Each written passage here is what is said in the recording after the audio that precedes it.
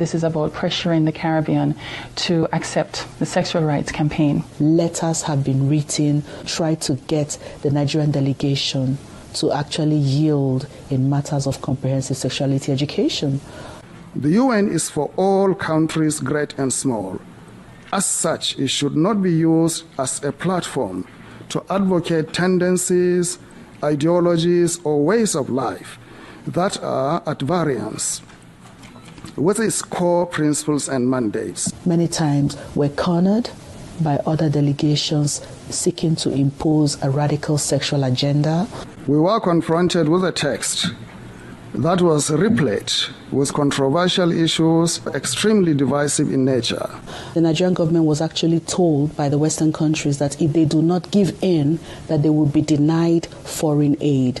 Let me express serious concerns regarding UNFPA's attempt to discredit the government of Nauru and its permanent mission to the United Nations during these negotiations. UNFPA has tried to convince my country to change our positions on issues such as reproductive rights and comprehensive sexuality education. Harassing my capital or going through UNFPA's regional office in the Pacific will not change my country's position. Madam Chair, does the UNFPA think it can do this because Nauru is the smallest member state of the United Nations?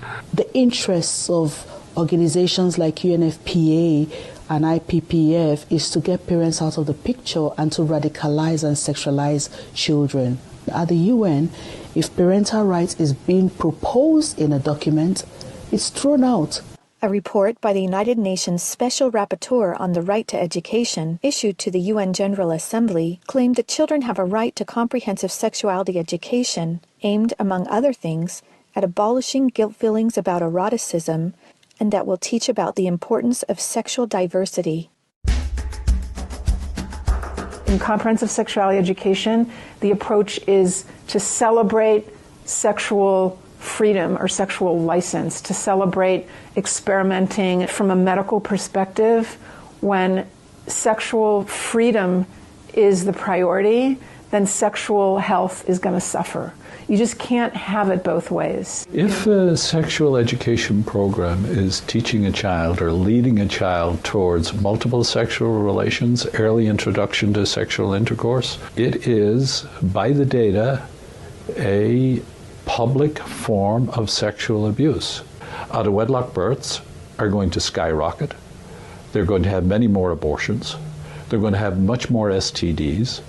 The probability of depressions and anxiety directly out of matters sexual increase very significantly.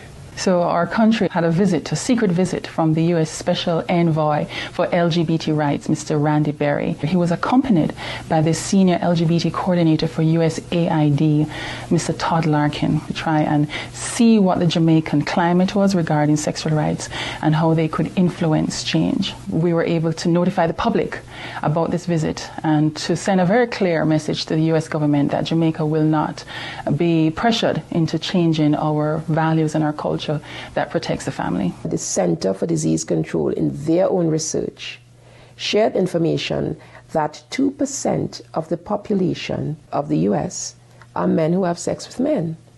And of that 2%, they account for 68% of the HIV infection. And the government of the United States spends $12 billion annually just to take care of that. I actually had to say to them that Jamaica cannot afford to spend that kind of money.